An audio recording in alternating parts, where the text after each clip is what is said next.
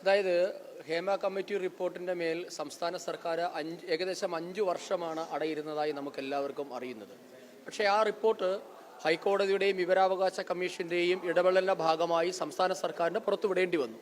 പക്ഷെ അത് വിട്ടപ്പോഴും വിവരാവകാശ കമ്മീഷൻ പറഞ്ഞതിനേക്കാൾ കൂടുതൽ ഏകദേശം 11ഓളം പേജുകളാണ് സംസ്ഥാന സർക്കാർ ഇതിൽ നിന്നും ഒഴിവാക്കിയിട്ടുള്ളത്. ഇത് സംബന്ധിച്ച് സത്യാവസ്ഥ പുറത്തു വരേണ്ടതുണ്ട്. സ്വാഭാവികമായും ഇതിൽ ഇരകൾ എന്ന വാക്ക് പൊളിറ്റിക്കലി കറക്റ്റാണോ എന്ന് എനിക്കറിയില്ല. എങ്കിൽ പോലും ഇതിൽ ഇരയാക്കപ്പെട്ട അല്ലെങ്കിൽ ഇതിന് വിധേയമാക്കപ്പെട്ട സ്ത്രീകളുടെ എല്ലാവിധമായ സ്വകാര്യതയും സംരക്ഷിച്ചുകൊണ്ട് തന്നെ കുറ്റക്കാർക്കെതിരെ നടപടിയെടുക്കേണ്ടത് ഈ സമൂഹത്തിൻ്റെ ആവശ്യമാണ്. കാരണം ഇപ്പോൾ ഹേമ കമ്മീഷൻ റിപ്പോർട്ട് 5 വർഷം നടപടിയെടുക്കാതിരുന്ന സംസ്ഥാന സർക്കാർ ഇപ്പോഴും അതിന്മേൽ ഒരു നടപടിയും എടുക്കുന്നില്ല. ഹേമ കമ്മീഷൻ റിപ്പോർട്ടിന്മേൽ നിരവധി ആൾക്കാരുടെ പേരുകളുണ്ട് എന്നാണ് നമുക്ക് മനസ്സിലാക്കാൻ സാധിക്കുന്നത്. പക്ഷേ ഇപ്പോൾ കേസെടുത്തിട്ടുള്ളത് മറ്റു പല സംഭവങ്ങളുടെയും അടിസ്ഥാനത്തിലാണ്.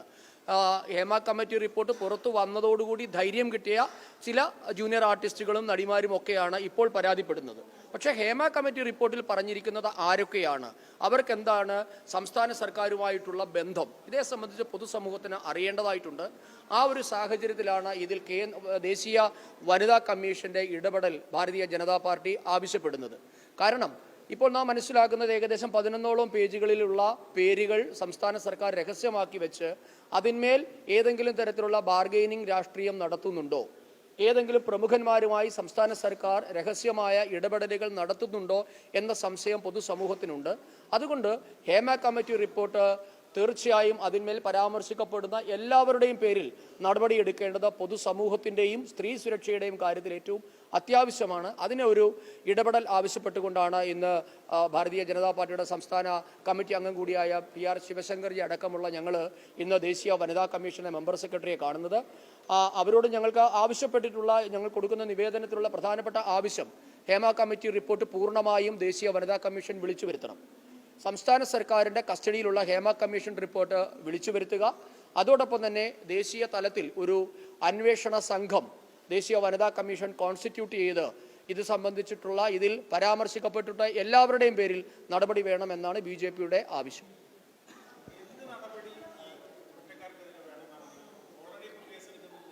ആ കേസുകളൊന്നും ഹേമ കമ്മിറ്റി റിപ്പോർട്ടിൽ പരാമർശിക്കപ്പെട്ടവരുടെ ആണ് എന്ന് നമുക്കറിയില്ല. കാരണം ഇത് അങ്ങനെയുണ്ടെങ്കിൽ കഴിഞ്ഞ ദിവസം ശ്രീമതി പാർവതി തെരുവോത്ത് പറഞ്ഞതുപോലെ ഒരിക്കൽ രഹസ്യമൊഴി കൊടുത്ത പെൺകുട്ടികളെ അങ്ങനെയാണെങ്കിൽ എന്തിനാണ് വീണ്ടും വിളിച്ചു വരുത്തുന്നത്? അവരൊരിക്കൽ അവരുടെ ഐഡന്റിറ്റി വെളിപ്പെടുത്താതെ തന്നെ അവർ രഹസ്യമൊഴി കൊടുത്തവരാണ്. പക്ഷെ വീണ്ടും മൊഴിയെടുക്കുന്നു എന്നതിൻ്റെ അർത്ഥം അവരെ ആരും ഹേമ കമ്മിറ്റി റിപ്പോർട്ടിൽ പരാമർശിക്കപ്പെട്ടവരല്ല എന്നല്ലേ നാം മനസ്സിലാക്കേണ്ടത്. അതുകൊണ്ട് തീർച്ചയായും അതിൽ പരാമർശിക്കപ്പെട്ടവർക്കെതിരെയാണ് നടപടി നാം ആവശ്യപ്പെടുന്നത്. ഇത് സംസ്ഥാന സർക്കാർ എന്തിനാണ് ഒളിച്ചു കളിക്കുന്നത് എന്നത് പ്രസക്തമായ ഒരു ചോദ്യമാണ്. കാരണം 5 വർഷം കയ്യിൽ കിട്ടിയിട്ടുള്ള ഒരു റിപ്പോർട്ട് നാം മനസ്സിലാക്കുന്നത് പോക്സോ അടക്കമുള്ള വകുപ്പുകൾ അട്രാക്ട് ചെയ്യുന്ന അതിഹീനമായ കുറ്റകൃത്യങ്ങൾ ചെയ്തവർ ഇതിലുണ്ട് എന്നാണ് നാം മനസ്സിലാക്കുന്നത്. അപ്പോൾ സ്വാഭാവികമായി അതിലൊന്നും ഒരു നടപടി ഇതേവരെ കാണുന്നില്ല. ഇതല്ലാതെ ഉള്ള വെളിപ്പെടുത്തലുകളാണ് ഇപ്പോൾ നടപടി എന്നാണ് നാം മനസ്സിലാക്കുന്നത്. അതുകൊണ്ട് ഈ റിപ്പോർട്ട് സംസ്ഥാന സർക്കാർ അടയിരിക്കാനുള്ളതല്ല. അതിന്മേൽ വെച്ച് വില പേശുന്ന സംസ്ഥാന സർക്കാരിന്റെ വില കുറഞ്ഞ രാഷ്ട്രീയമാണ് ഇപ്പോൾ നമ്മൾ കണ്ടുകൊണ്ടിരിക്കുന്നത്. അതിനെതിരെയാണ് BJP ഇപ്പോൾ പ്രതികരിക്കുന്നത്. തീർച്ചയായും. കാരണം ഇതിൽ ആരാണ് പരാമർശിക്കപ്പെട്ട പേരുകളെന്ന് നമുക്കറിയില്ലല്ലോ. അങ്ങനെയുണ്ടെങ്കിൽ എല്ലാവരുടെയും ഇന്ത്യയുടെ ഭരണഘടന അല്ലെങ്കിൽ ഇന്ത്യൻ നിയമം അനുസരിച്ച് പീഡിപ്പിക്കപ്പെട്ടവരുടെ സ്വകാര്യത സംരക്ഷിക്കാൻ ഏത് സർക്കാരാണ് അവകാശമുള്ളത്? എന്തിനാണ് സർക്കാർ ആ പേരുകൾ മറച്ചു വെക്കുന്നത്? തീർച്ചയാണ് ഇരയാക്കപ്പെട്ടവരുടെ അല്ലെങ്കിൽ ആ പീഡനത്തിന് ഇരയായി ചൂഷണത്തിന് ഇരയായവരുടെ വിവരങ്ങൾ മറച്ചു വെക്കാം. പക്ഷെ പീഡിപ്പിച്ചവരുടെ പേരുകൾ എന്തിനാണ് മറയ്ക്കുന്നത്? അപ്പോൾ അതിൽ സംസ്ഥാന സർക്കാർ ഒളിച്ചുകളി ഉണ്ടെന്നല്ലേ നാം അതിൽ മനസ്സിലാക്കേണ്ടത്. അപ്പോൾ പീഡിപ്പിക്കപ്പെട്ടവരുടെ പേരുകൾ പുറത്തുവിടണം. അതിലെന്താണ് പിണറായി വിജയൻ സർക്കാരിന് തടസ്സം? അതുകൊണ്ടാണ് ഞങ്ങൾ ഇതിലൊരു രാഷ്ട്രീയമായ ബാർഗെയിനിങ് സംശയിക്കുന്നത്.